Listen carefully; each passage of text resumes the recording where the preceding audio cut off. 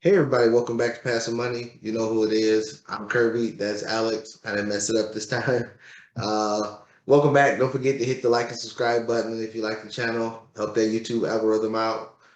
Don't forget like and subscribe. Comment in the comment section below. We love to hear the comments concerned, no matter if they're good or bad. We're gonna reply to them no matter what. And we like to have the dialogue to talk amongst the people to see maybe you might bring something to our attention that we're missing. So we're always welcome to it. Again, there is always room to learn from either side. So, with all that being said, today we're going to talk about the investments that me and Alec make right now, what we're actually invested in right now, and if we aggressively investing or if we're because the market's down, are we just moving out the way and letting the market come down, or if we sell it? But we want to give you that information so maybe this can help you out, and maybe you can turn around your investment thesis of how you look at the market, or maybe you'll follow along and join us. But all that being said, Alex, we just gonna go back and forth with it. So just tell me what's your plan, investment wise, what's your goal with it, and how's it working out? Yeah, so past couple years, my wife and I started building up our portfolio just on our like individual brokerage account. Um, and we were contributing to retirement, things like that. We got our brokerage account to a point where it's just basically creating its own income. And so Right. we're starting to think on things differently, where now we are seeing the money that we're making and we'd like to start getting into real estate. Right. Um, but what we're doing is with that brokerage account, we have our stocks where whether they pay dividends or we use them to sell options and make income that way, or both.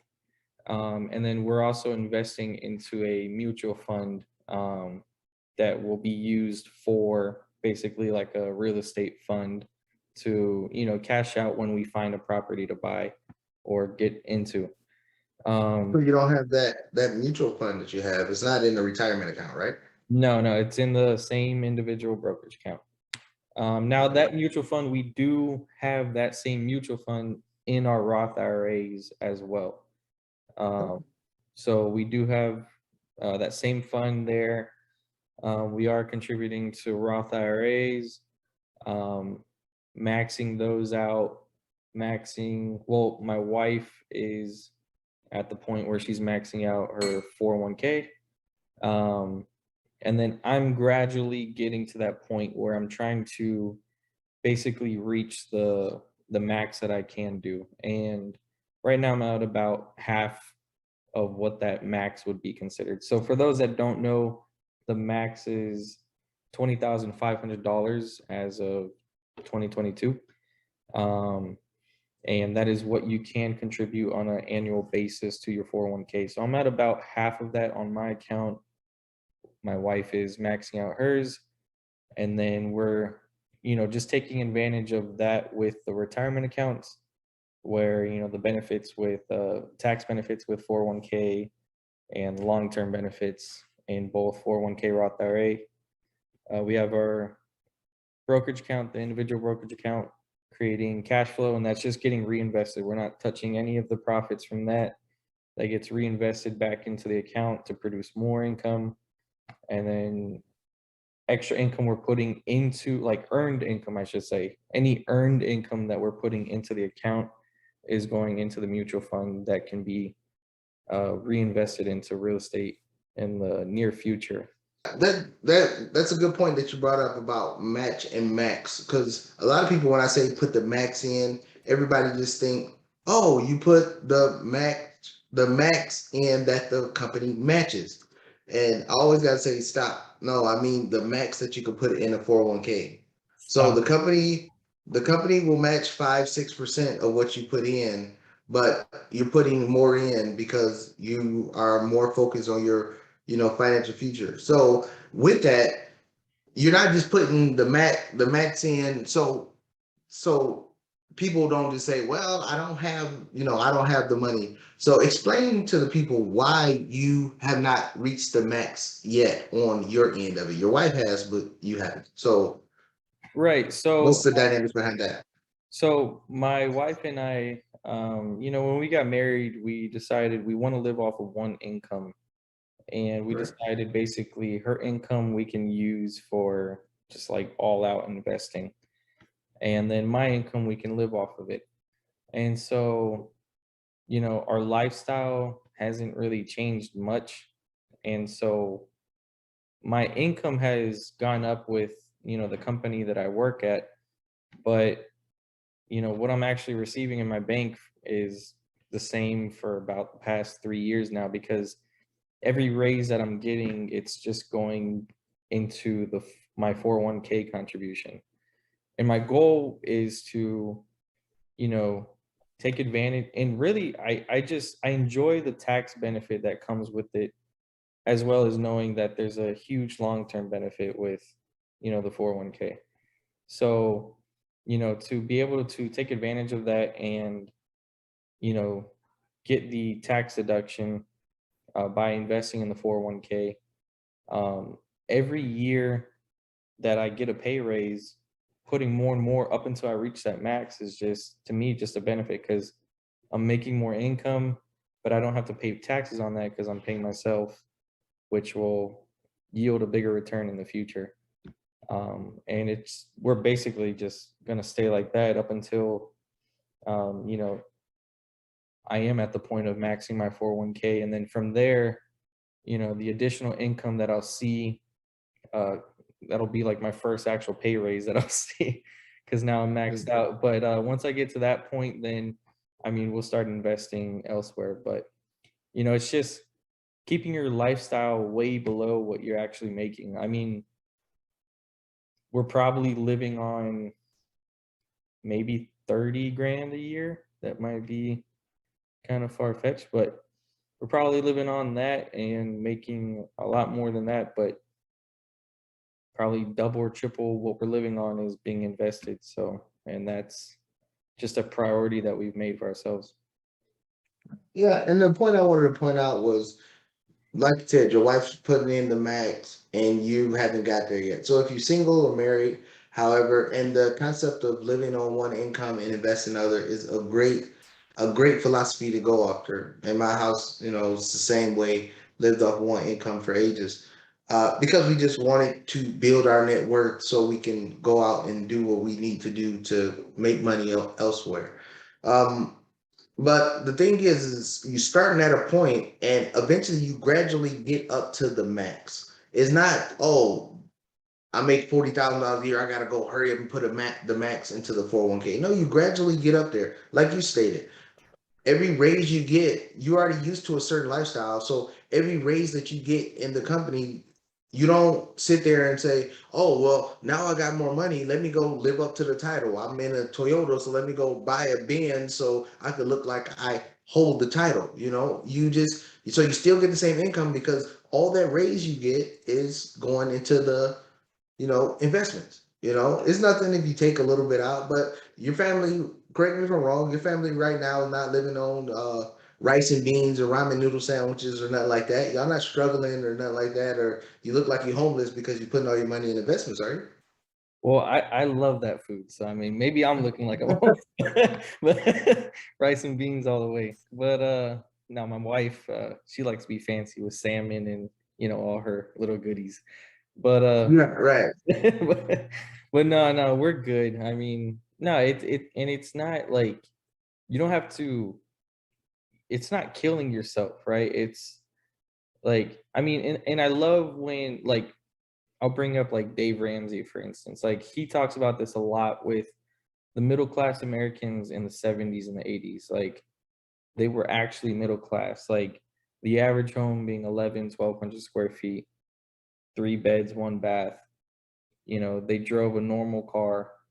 But now you see cars today, they all have to have a moon roof, a sunroof. They all got to have, a screen in it. Like, when you start to get consumed with like this luxury lifestyle, and I mean, we live comfortably, we don't live like in poverty, but when people just get obsessed with luxury, like, oh, I gotta go on vacations to Dubai even though I can't afford it, I'll just pay it now and then recoup it for the next 2 years. Like, only pay for what you can actually afford. That would be the wisest advice. Not many people follow that advice, but if you just want to see results, and the thing I always just tell myself to keep living this lifestyle, I say that like I hate it, but I don't.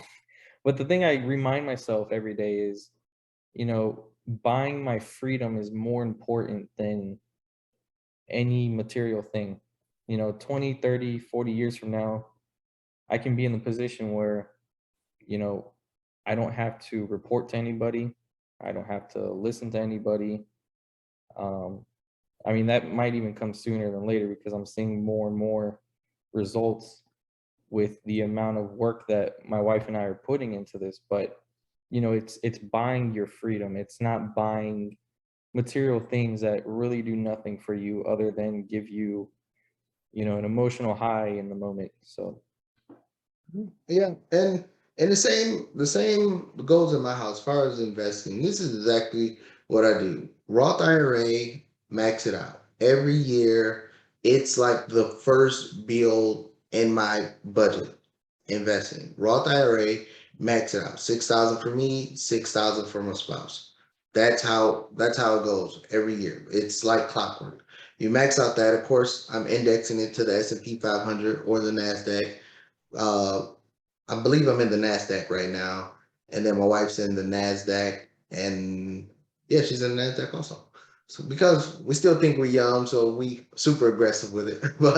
But yeah, so we invest in a Roth IRA, 401k, max, like you said, the max in there, and then from there. So once we pivot out of there, I have my investment accounts where I have my stocks. I have stocks that I've had held for an ultra long time, but I also have the investment accounts where I sell options just like you. Um, I also have a fund that's just for real estate. So I'll just get a mutual fund. I will just keep plowing money into it until I find a deal, and then I take the money out of the fund, do the deal, and then keep plowing money into it till the next deal comes. So those are the things that I do to build wealth for the long term, build wealth for the short term, or income for the short term with selling options, just like you do, and then the real estate side of it. But right, but now my portfolio for real estate is bigger, so I can generate more revenue and more income from the real estate to buy properties faster. And I told you my plans on the number of deals I still want to do this year. I'm still at number 0 for this year. Well, I'm at 1 for this year, but I got planned on doing a lot more this year.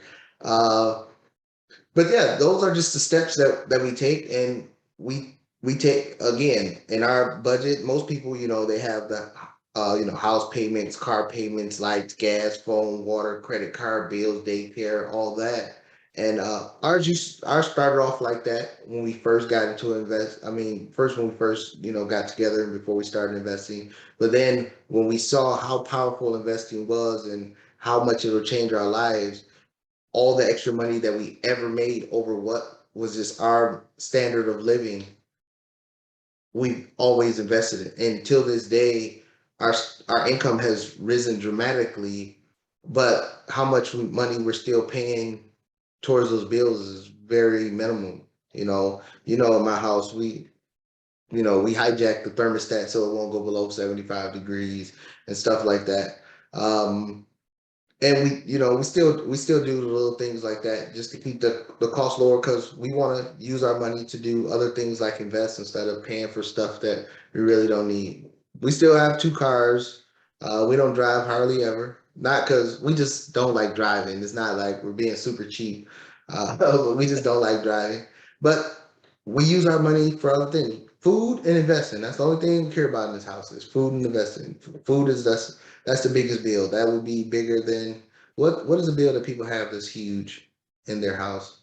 like other than Uh, their like actual necessities. no, what's the biggest bill? Like a house payment, right? That'd be the Yeah, biggest house bill. payment, rent. Yeah, our food bill is bigger than people's house payment because that's how much we Yeah, like. But we can afford that lifestyle now right. because that's the only thing we really do is eat, eat, eat, eat. But it took time to get there. It wasn't like we just, oh, we bringing in $40,000 as a household, and we just like forget it. We gonna eat.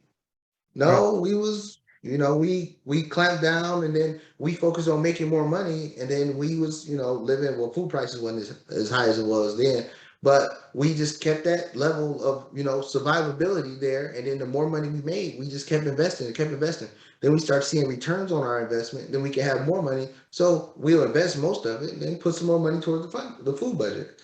And, I don't, so that's how we operate, and now we see it in droves. I mean, I'm an inner city kid from Detroit. I mean, I never thought I'd see $1,000 in my life, much less 5,000, 500,000, million. I never these numbers that I see is something that I never thought of, coming out of the inner city of Detroit. But as I see it grow, grow, grow, grow, it makes all the sense in the world. And like, I mean, I'll share with the channel. I plan on doing about $1 million worth of deals this year. About $1 million worth of deals this year. If I could just find a great deal to do. I'm not just going out willy nilly and buying properties or whatever. I'm just investing that makes sense, that's going to bring a good return, because I don't need to buy another rental property. I want to. But so I'm not going to go kill myself. I'm not going to do the 2020, 2021, just go, oh, it's a house out there. Let's go bid war. I mean, you heard plenty of my phone calls where I've had deals and walked away, or I got outbidded because I'm not doing that. Just being smart with the money financially and making sure the money is bringing us more money back in return is the key. Right. And like you said, I mean, like food being your most expensive bill, which is like in that case, and it's things like that where like that in itself is a luxury that like you can enjoy when you get to that point where you've actually dedicated your life to investing. Like there's a point where you can do really whatever you want. Like you guys don't have to worry about your food bill. You guys have been all over the world, so my wife and I are still trying to do Yeah. that. But Yeah. like I mean, you went out to dinner with me and my wife and my son. My son's worse than all of us. He want everything. He eat everybody's plate, reaching in, and it's just that's just something that we do. But I mean, it wasn't always like that. I mean, it wasn't always like that. It wasn't. We wasn't on ramen noodle sandwiches, even though I love me some ramen. We didn't have to be on ramen noodle sandwich, but we wanted to compress our instant gratification for long-term growth. Now we can do whatever we want when we want, and we really don't want the stuff that everybody wants. Like, people ask me all the time, man, why don't you buy a Lambo or something like that? Why? Why? I hate to drive. I mean, I literally hate to drive. I get tired if I pull out my driveway and drive to the corner. I get tired because I hate driving that much. It's the most boringest thing on earth to me. So that's why, our cars, everybody talking about, gas prices high. They it is high, but I only fill up maybe once a month, just yeah, because I just don't like driving. And I do a lot of my work in here. I'm talking to real estate agents, I'm talking to the classes or whatever, but I'm doing it mostly virtually. So I don't have to get out there and, meander around and do the other stuff. And like you said, we've traveled around the world most of our life. So going on vacations and all that stuff, we still want to do small ones, but it's not something that we get all worked up for. Like, oh, let's go here. When you've been in so many places, a hotel is a hotel, a rental car is a rental car. Um, a trip is a trip, a country is a country. I mean, that's really, really what it is. And I'm not discouraging people saying don't do it. I mean, I've done it.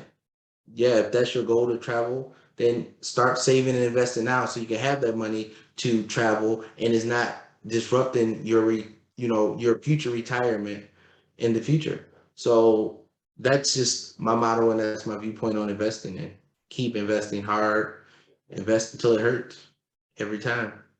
I mean, because one thing I think about too is like if you like I see a lot of people they save up money for a trip or they save up money to do something, but then once they've done that thing, they're back to zero and then they got to save again to do it.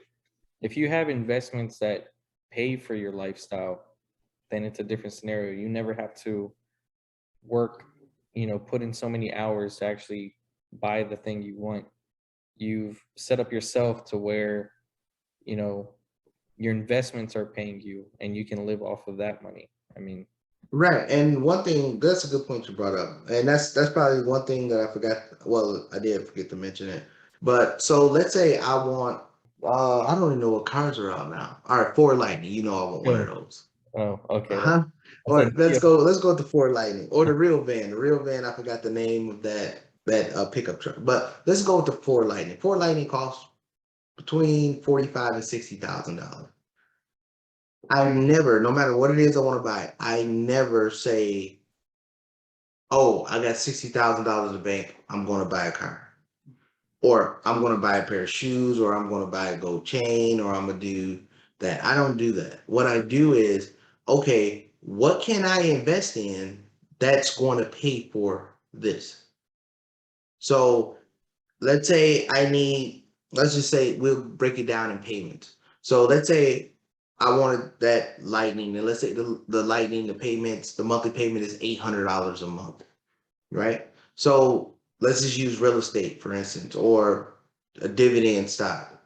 I will calculate what do I need to invest in to give me $800 a month in free cash flow.